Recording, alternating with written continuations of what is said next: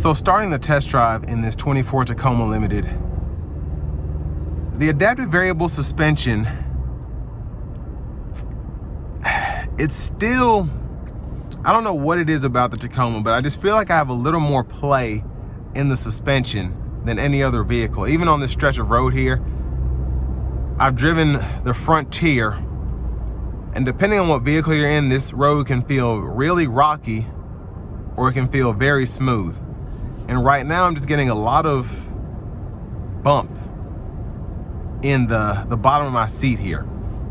Now the overall driving, it's very easy to drive.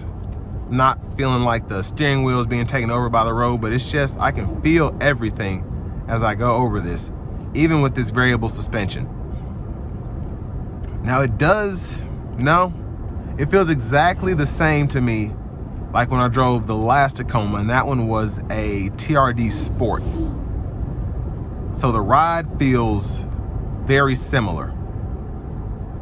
Now I'm assuming the variable suspension might vary based on what drive mode you're in. So I'm gonna put it into the comfort mode and let's see if that makes a difference.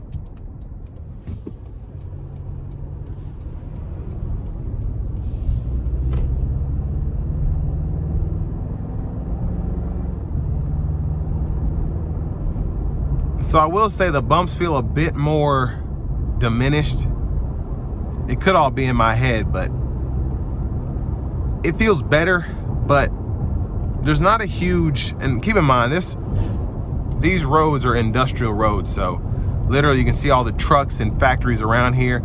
This isn't the smoothest road on the planet, but I still would expect this to not have me feeling as much on the road. Like literally my voice is kind of vibrating as I drive down here.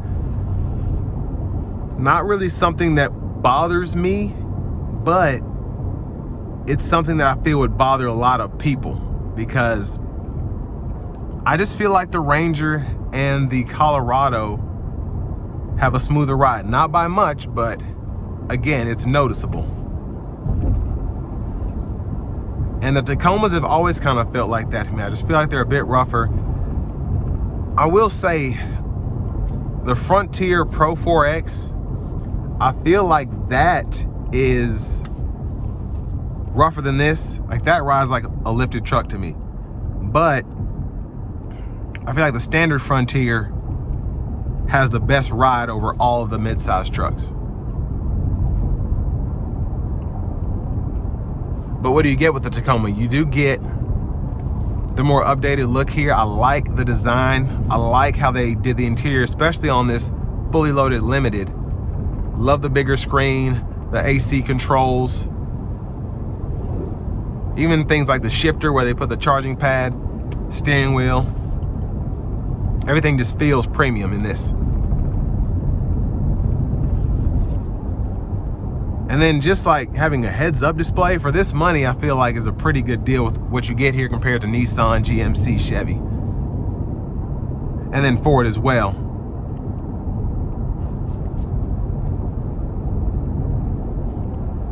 But the rear camera mirror is a nice touch. I don't remember seeing that. I'm sure it is an option, but maybe just the vehicles I've driven, I don't remember having a rear camera mirror in those trucks. Specifically the Ranger, I don't remember.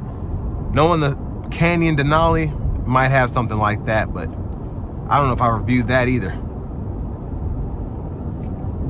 I review a lot of cars, so it's hard to keep up, but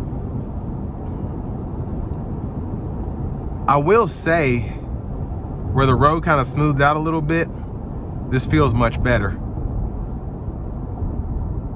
Like when it's smooth, but when there are bumps, I feel every single bump. I can see them coming up. Boom, boom.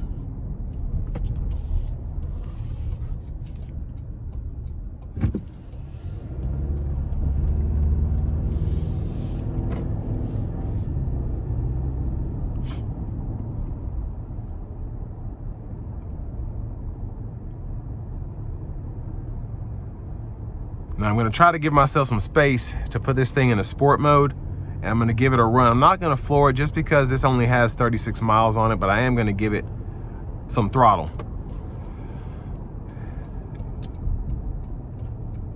And you know what? We'll just put it in the Sport Plus.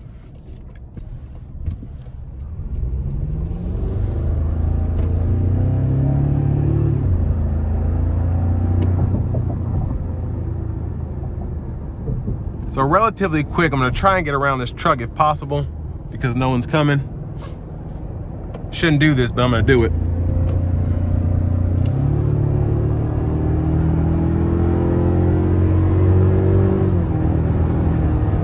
And that was probably the safest thing I could have done, honestly, because he was not trying to go and no one was trying to get over. But anyways, power is good. I like the iForce Max hybrid engine. Just a bit better, just having that electric motor torque there. It's always helpful. But I mean, the Turbo 4 does a pretty good job regardless. As you can probably tell by my camera though, again, I just don't know what it is about this ride, but it's just very, very rocky.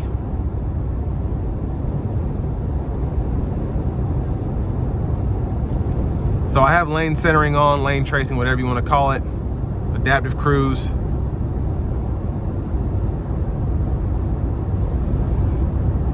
And again, even on this smoother road, I still feel the bumps, but it's not intrusive at all.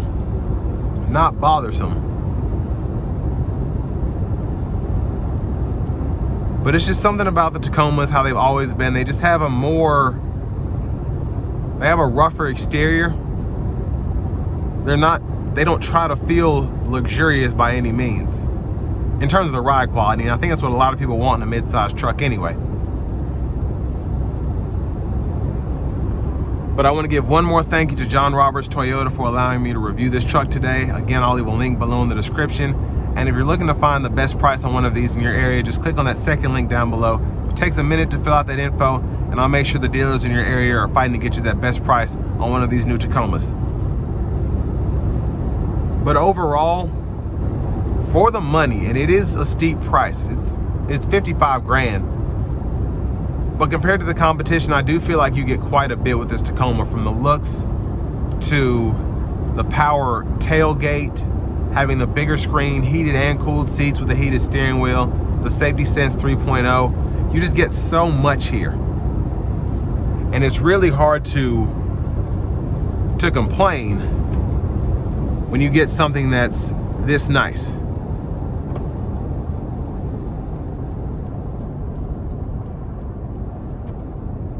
Somebody got busted back there big time. But very impressed with this truck. Ride quality could use some work, but I'm not really a mid-sized truck guy, so for a lot of people it probably doesn't. It probably helps this thing handle a bit more. But one thing I can say is Toyota did get this interior down, in my opinion. They did get the exterior down. The biggest thing, like with every Toyota that's out right now, going from those naturally aspirated V6 and those V8s to these turbocharged engines, how are these gonna hold up? That's the big question. I will say they are a bit more fun to drive in my opinion, but reliability is Toyota's strong suit, so let's see how they handle that. And with all that being said, this will bring me to the end of my review of this 2024 Toyota Tacoma in the limited trim level.